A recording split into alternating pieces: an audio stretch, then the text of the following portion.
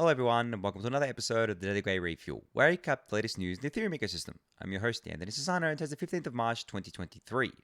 Alright everyone, let's get into it. So apologies for missing yesterday's episode. My cough unfortunately came back with a vengeance, so I wasn't able to record an episode, but I'm feeling a lot better today actually. It's the first day in I think a week and a half where I haven't felt absolutely exhausted and had to have a nap or anything like that.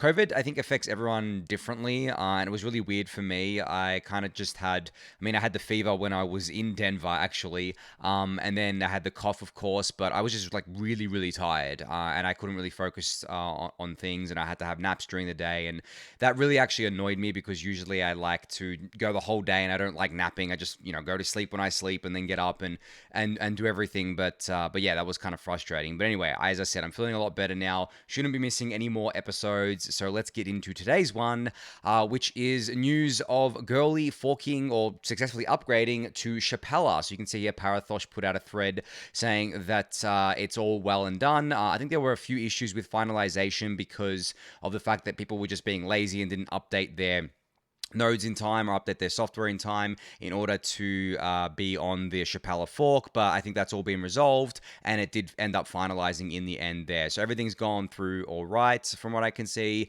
There are people doing withdrawals on Goerli, and that's all working fine. So very cool to see that there. Now, obviously, next is mainnet. I don't think there's a mainnet date being given yet, but as I've been saying to you guys, I think it's going to happen pretty much like mid-April at this rate, I guess, because the next all-call devs call, they'll probably decide on a date since everything's gone well and good on the test nets now, but not too far away. I actually saw today a few different things actually on Twitter around withdrawals through the different services, the different staking services. So apparently Lido's withdrawal function won't actually be ready till mid-May. Now, this is simply because they have to integrate their own withdrawal function into their own smart contracts, and they have to get that audited and all that stuff there.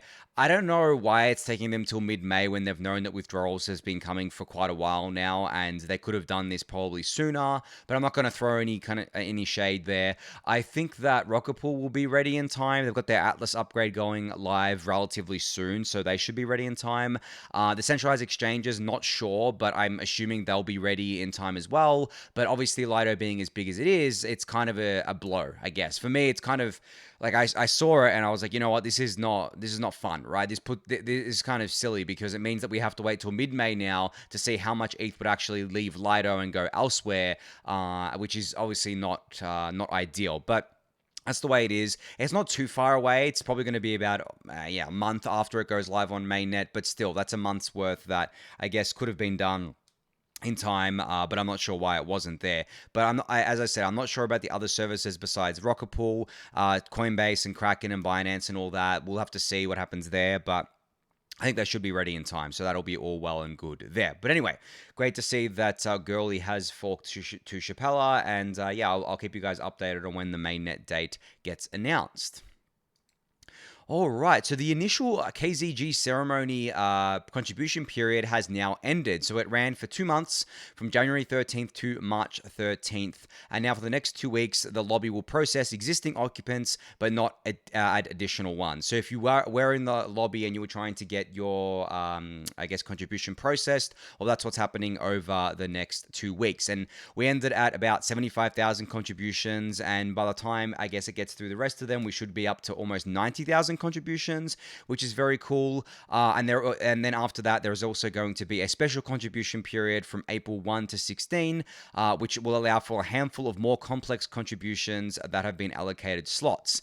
And then Trent Van Amps continues here. Some have large groups collectively generating entropy or particular setup restrictions, which may need more time for computation. These contributions were proposed by the community and funded through the KZG grants round, open for anyone to submit to. So yeah, I guess like the final submission will go in on by April 16th here. Maybe we do make it to that 100,000 submissions that I originally said that it'd be great to see. 100,000 unique submissions here. Obviously, some of those are bots and some of those are people farming airdrops, but from what I've seen, it doesn't seem to be the majority. There's a lot of people just wanting to get involved with it, wanting to contribute, wanting to be part of Ethereum history here, which is obviously always great to see. But yeah, if you're still in the queue and you've still got your kind of browser open, to get your submission through, then leave it open because there is this special contribution period for the next 2 weeks, or I should say this backlog contribution period, and then that special contribution period will be going from April 1st to 16th there. All right, Mario Havel has shared a picture of the third cohort of the Ethereum Protocol Fellowship members as it is now over.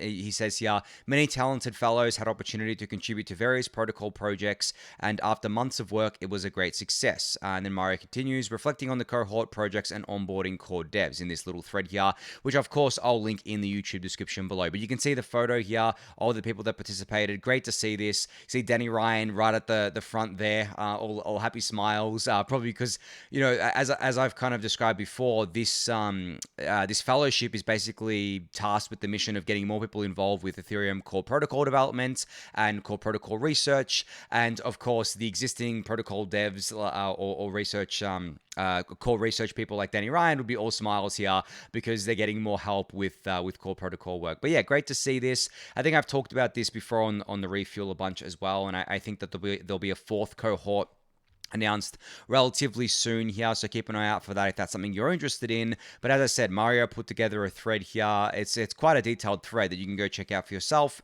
There's a bunch of resources there as well to learn more about this and to see what they've been up to here. But great picture, and congrats to all the fellows here on a job well done. All right, so Rated.network has a thread on the crazy on-chain weekender action from an Ethereum infrastructure perspective. So obviously over the weekend, we saw a lot of volatility on the Ethereum network because of the USDC depeg and all that banking stuff that was going on. And of course, you can see this obviously because the chain is fully transparent. Well, Radar.network has a great overview here. So they've got an overview of what happens on the, staking side of things, on the validator side of things. So you can see here that overall network effectiveness actually dropped a bit to 95.7% from 96.2% as the all-time average, most likely due to slightly higher percent of missed blocks. The performance degradation is evident in the per operator view, as we observed higher than normal performance under the network average from more operators than we normally see, obviously because of that volatility and all the MEV stuff going on. Absolutely crazy. And then they talk about the MEV stuff that was going on and how it was the biggest day in MEV history, as I highlighted yesterday as well. They highlighted a bit of things around the block builder side of things and how builder 0x69 had a fill day, serving blocks that were almost 2 times as valuable as those from the Flashbots builders, representing 37% of mainnet blocks. And there's a bunch of other kind of stats here, along with the highest proposer payments. So there was a block that was worth 60 ETH. So whoever was able to get that block is very lucky. I don't know if it's actually listed here who got that block. It probably wasn't a solo validator. It was probably one of the staking pools. But imagine that. You're a solo validator and you get a 60 ETH block. That's just almost 2 new validators, right? Just crazy thinking about the rewards here. And it really is a lottery. As I've said before, the MEV ecosystem really is a lottery. You can win big or win small. You win small most of the time, because when you propose a block, if you're using MEV boost, then you're going to be proposing a block with an MEV payment in it. But in order to win that big payment, there's only a short period of time for that, because the volatility, or this level of volatility, doesn't last very long, especially in obviously a bear market. So it really is like winning the lottery. But if you do, yeah, you could stand to get a very, very juicy proposer payout here. And this ETH is actually available to you instantly because it's an execution layer reward. So it goes straight to your nominated address, and you can use it straight away. There's no need to wait for withdrawals. There's no need to wait even post withdrawals to kind of process it. It's available to you on the execution layer side of things, which is obviously all the more awesome, because imagine if you get a 60 ETH payment, add 4 ETH to that, you've got 2 new validators that you can spin up instantly. I mean, I wish that were me. You know, that meme, God, I wish that were me? Yeah, for sure. But unfortunately not me. And it was actually funny today. I had a block proposal that I was due for, and my internet went off for 6 hours, of course. So I was waiting for a block proposal, and I saw one come in, and I'm like, yeah. And then my internet was off for 6 hours, so I actually missed that block proposal. So that sucks. And the reason why my backup, I've said to you guys before, I have backup internet that I use, but unfortunately that can't last very long because I don't have much data on it, and staking is actually very data heavy. And I don't just have my solo staking box, I also have my ODAO box or my Rocket Pool mini pool box as well. So yeah, it chews through the data very quickly. So I tend to not use the backup for very long. And yeah, my internet was unfortunately down for around, I believe, 6 hours in the end it ended up being, and I missed the block proposal because of it. So damn you, staking gods, for blessing me with bad luck, I guess. But it's the aim of the game, and as I said before, that's the most punishing thing for I guess the biggest punishment for going offline is missing block proposals. The inactivity leak is very forgiving, so not too big of a deal there. But anyway, you can check out this thread for yourself. I'll link it in the YouTube description below.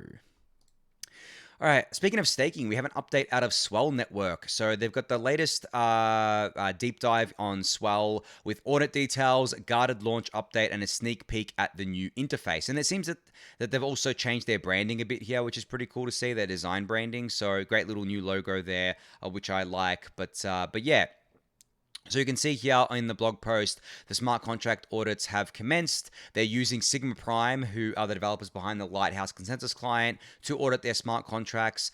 They're going along with testnets. They have a guarded launch set for early April. And yeah, they talked about their new branding as well here, along with a bunch of top tweets. So Swell is making moves. I think they've been under the radar for quite a while now. I've talked about them a bunch on the Refuel before, but they're definitely making moves, and I guess they're waiting right up until withdrawals are enabled in order to get their system live. As I said, there's a guarded launch set for early April, which is going to happen after the smart contract audit here.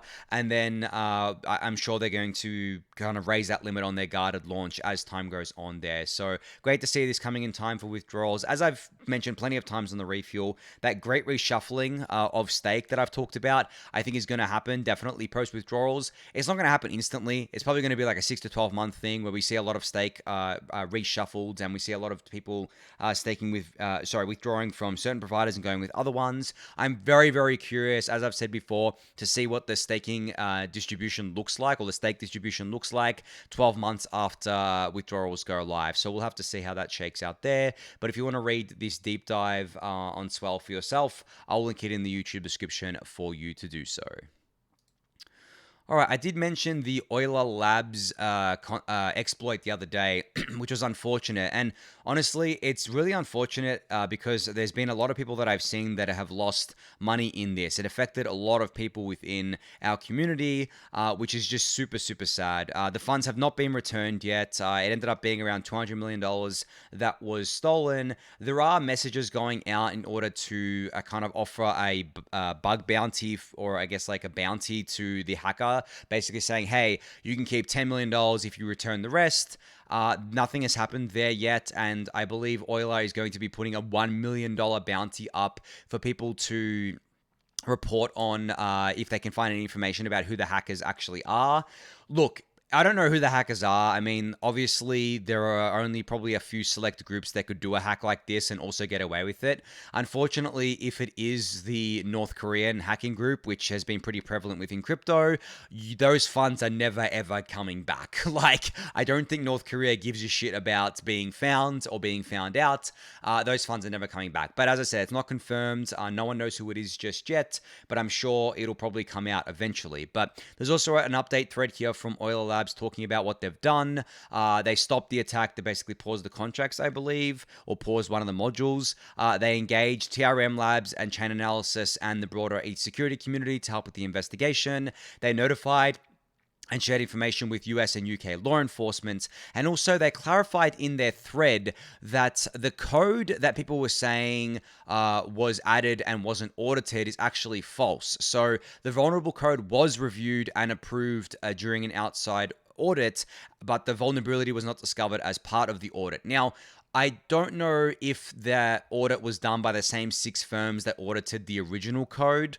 It may have just been done by 1 or 2 firms, and it may have been different firms that did that. But the actual code that was changed post-audit, or post, I guess, like those 6 audits that they had was audited. It wasn't just put in there and no one looked at it. The bug, I believe, stayed around for 8 months. Yeah, it was live for 8 months before someone exploited it, or the vulnerability, I should say, which was very unfortunate here. But there was a $1 million bug bounty in place during that time as well. Now, obviously, this is the kind of like catch-22 with bug bounties, or the shitty thing about bug bounties is that, okay, there's $1 million bug bounty up for grabs, but depending on who you are, do you take the $1 million bug bounty or do you steal $200 million?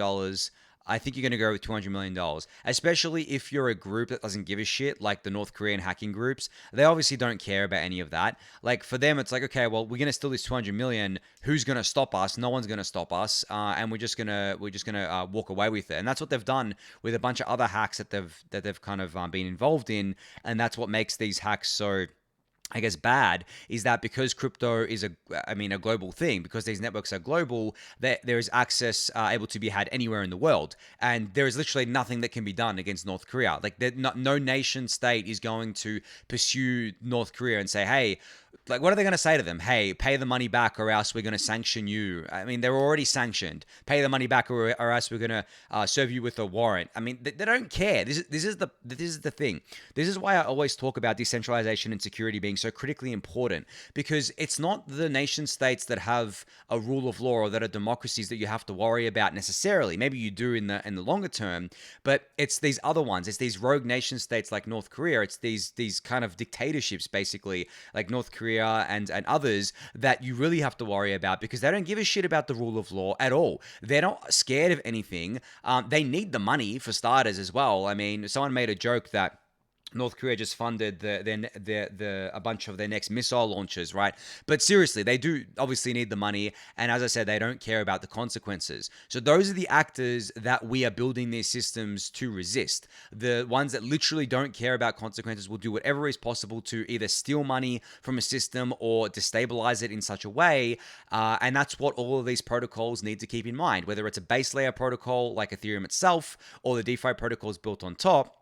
I think for the DeFi protocols built on top, they really need to think about this a lot more. And obviously, they get their audits done, and Euler had 6 audits, and obviously, they introduced this code, and I don't know if it was audited by 6 different firms, but things slip through audits, guys. Like, I mean, I don't know how much you guys know about audits themselves, but a lot of them are just checklists. A lot of them actually aren't as sophisticated as you think they are. And I saw some chatter today about how this chat GPT could be used to audit code, and how AI can actually be used to audit code. I actually think that's a great use case of AI, using it to audit code, because at the end of the day, the auditors are human. They can miss things, and they can miss things quite easily for a number of different factors, whereas these AIs can also miss things, but they can also learn from their mistakes a lot more rapidly than a human can, and they're not necessarily going to be subject to the same kind of, I guess, human related pressures and human related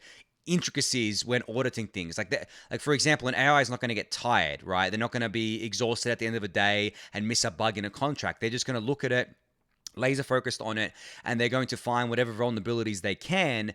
And as I said, of course, they're going to miss things. So having AI as like a sidecar or as like a side kit to for an auditor, I think is going to be very, very powerful. Obviously for things like DeFi and just crypto more broadly. But anyway, you can read Euler's thread for yourself about what they've been doing. I'll link it in the YouTube description below. But that is the latest on that. Unfortunately, there has been no return of any of the funds so far, and we'll have to see and wait and see how it all plays out.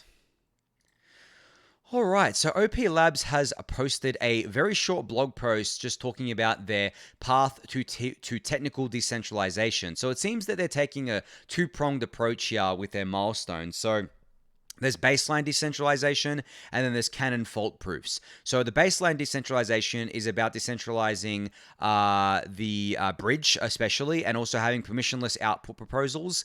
And then the canon fault proofs decentralization is all about decentralizing the fault proof system so that it can actually be used in the wild. Because as you guys know right now, fault proofs or fraud proofs are not live on the Optimism mainnet yet. It will be live with Bedrock, but it's going to be permissioned. Well, these are the two prongs that they're going down with technical decentralization. It is a long-term thing. They said that they're going to be focusing on fault-proof decentralization in 2024, with the baseline decentralization being a focus this year. So yeah, this isn't going to happen anytime soon, but there's still a credible path. There's still a path that everyone can kind of see towards this happening, and that's what I've been talking about a lot when I talk to people about these L2s and how they're currently very centralized. The difference between the L2 or an L2 and an L1 is that L2s have a much more credible and easy path to decentralization than an L1 does across a number of different factors. The biggest factor for me is the fact that that an L2 is a one of n trust assumption, where essentially you only need to trust one party, right? Whereas with an L1, it's a lot different. It depends on the consensus mechanism, but it's definitely a lot more than just trusting one person. You have to trust either 1/3 or 2/3 of the network or something like that. As I said, depending on the network, if it's a proof of stake, proof of work network as well, it's a totally different ball game. So that makes it a lot harder to decentralize. And that's the beautiful thing about L2s is that they can be one of n of a one of n trust assumption because they basically outsource their decentralization and security to the L1, in this case obviously Ethereum. So yeah, that's why I've always said that I believe that these L2s are going to have a much easier time to decentralize, and they've got a much more credible path towards that as well. All right, so speaking of L2s, Aztec Network put out a FAQ thread about why they are actually sunsetting Aztec Connect. Now, I remember the other day I discussed that I figured it had to do with regulatory pressure, but they actually clarified that it hadn't got to do with that at all. And I did mention that Aztec was a US company. I believe I was getting them confused with another company. They're actually a UK-based company. I mean, I don't know how much that materially changes given that the US and UK are very similar on certain things, but just for accuracy, that was the case there. And in this FAQ, which I think that they should have put out originally, they clarified a bunch of things. So they actually aren't shutting down Aztec at all. They're just shutting down Aztec Connect because it seems like it's not something that they necessarily wanted to focus on. It was a distraction for them, but they are continuing to build out what they're calling their next generation, I guess, privacy protocol, which is an L2. So I've had people kind of come at me and ask, hey, it seems like they're building an L1 now. No, they're building a privacy-preserving L2, an encrypted L2 here, and they've clarified it in this thread. And they've, as I said, they've also said that they're not building an L1, and they weren't sunsetting Aztec Connect because of regulatory pressure. They literally answer that here. They say, we were under no regulatory pressure, nor have we fielded any inquiries from law enforcement. Aztec Connect is and was compliant with UK law, given Aztec is a UK company. And then they also say that they have over 40 strong team members right now, and they're actively hiring, so that might be something that you're interested in. But yeah, I really enjoyed this thread. I'll link it in the YouTube description for you to read it for yourself. But as I said, I feel like this should have been posted with the original blog post because there was a lot of confusion around why Aztec Connect was so abruptly being shut down. And obviously in the wake of the Tornado Cash sanctions, we are kind of sensitive to privacy products being shut down. So yeah, I'm just glad Aztec put this thread out. You can check it for yourself. I'll link it in the YouTube description below for you to do so. All right, so EigenLayer has or is rolling out a refreshed visual identity and website. So you can see here that they have a new brand identity that I think looks pretty cool. I like it, honestly. EigenLayer, look, the fonts are pretty funky there, and then they've got like a new logo, a new kind of typography there, and all that good stuff. And they've got a new website. Or I guess like a new look on their website at eigenlayer.xyz. As you can see here, it looks very cool. I like this. I really do. I like this kind of flat design where it's stylized. It's got its kind of own feel going on with it, and the website actually has a lot of information on it for you to check out, along with the white paper and things like that. So you can go check that out for yourself. But great to see that this brand looks a lot more mature than the previous brand. And you know what's kind of funny? I don't even remember what their previous brand was because it wasn't that I guess notable. It was definitely a placeholder. And now that they have a much better brand identity in place, this is definitely something that I think people are going to remember and going to kind of pay attention to. So congrats to EigenLayer for the, I guess, new coat of paint here. You can check out their website. As I said, it's at eigenlayer.xyz, but I'll also link it in the YouTube description below. And you can check out all the information on the website there. All right, so Bartek from the L2Beat team has put out a tweet where he said, on the L2Beat risk tab, you can learn about the data availability layer used by each L2. To call yourself a rollup, you must use L1 Ethereum on-chain in this column, but what data exactly is being made available and why it matters? And Bartek has a thread here discussing this. And this is really cool because, as I've said before, if your data is off-chain, you can't be considered like a true L2 or a true rollup. There's nothing wrong with having your data off chain. Like a Validium type construction is very useful for certain use cases. But being technically accurate is what L2Beat is all about. It's what I'm all about. So the fact that if your data is not on chain, you cannot be called a true rollup or a true L2. Now, if your data is on chain but your proofs aren't on chain, then it's the same kind of thing. So you have to have both things on chain. You have to have your proofs, your fraud or your validity proofs. They have to be on the L1, on Ethereum L1, for example, and your data has to be on Ethereum L1, because then you get and inherit the full security and decentralization of layer 1 Ethereum. Now, of course, as I've mentioned plenty of times, a lot of these things are centralized, blah, blah, blah, but I don't think that really, it's kind of orthogonal to my point here in that just because it's centralized doesn't take away from the fact that it's still a true rollup. It's still a true L2, and it's what we mean when we say rollups here. And I'm very, very happy that L2Beat exists, because I know that there's always going to be a lot of confusion around this. There is always going to be a lot of marketing speak that bends the truth here. I know, for example, that Metis never really mentioned that they weren't a rollup anymore when they moved their data off chain. They basically said, hey, we lowered fees by a lot or whatever, right? We lowered fees by considerable amounts, but the only reason why they were able to do that was because they were storing their data off chain and they weren't a rollup anymore. So I think it's always good to make sure that you know what you're getting into here. And I think the Euler exploit is a reminder of this, is that you shouldn't be putting all your funds in any particular protocol. You should maybe have like a degen stack or a stack that you're comfortable losing. And I've warned about this plenty of times before, and I've told you guys plenty of times before, a lot of this stuff is still beta software. Even the L2s. I mean, I don't have much of my funds on L2 still because they're centralized. They're still quite early, and they do have single points of failure. But that's not to say you can't play around with things. I mean, I play around with my degen stack, and obviously it will depend on how much you want to play around with. My rule of thumb is no more than 10% of total portfolio. That is quite high, though. It depends on what your percentage is. Like, for example, if you've got like $1,000 in crypto, 10%, $100 is probably gonna hurt you if you lose that, right? Whereas if you've got a lot more money in crypto, 10% may not hurt as much. Say you've got like 100,000 in crypto, maybe losing $10,000 doesn't really affect you that much because you've still got 90,000, and you've got like a bigger buffer there. But it's all down to the individual, right? So for me, I mean, I don't do much degen stuff these days, but generally, I try not to put more than 5 to 10% of my stack in any of these things. Besides Ethereum staking, obviously I put a lot more of my stack in Ethereum staking there, but there's still risks inherent with everything that you do, and it's good to keep in mind, and it's good to know what those risks are. And I'm kudos to L2Beat for being so transparent with these sorts of things and having it on display for users to go check it out for themselves.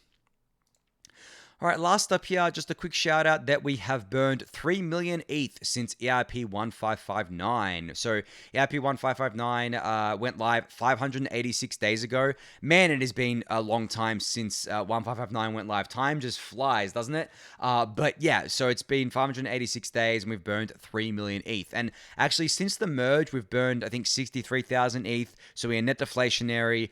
It's just crazy. It honestly is crazy to me how much ETH that we have been able to burn, and the fact that ETH has been net deflationary for quite a while now. It just speaks to the fact that the Ethereum network is so useful. People are still willing to pay the high fees to use the Ethereum network to get whatever they want done. It's just crazy. I love it. I love it all. I love seeing these milestone numbers. But yeah, very cool to see that 3 million ETH has been burned since 1559. Onwards towards 4, 5, 10 million. I'll definitely be reporting on that once it happens there. But anyway, that's going to be it for today's episode. So thank everyone for listening and watching. Be sure to subscribe to the channel if you haven't yet. Give it a thumbs up, subscribe to the newsletter, join the Discord channel, and I'll catch you all tomorrow. Thanks, everyone.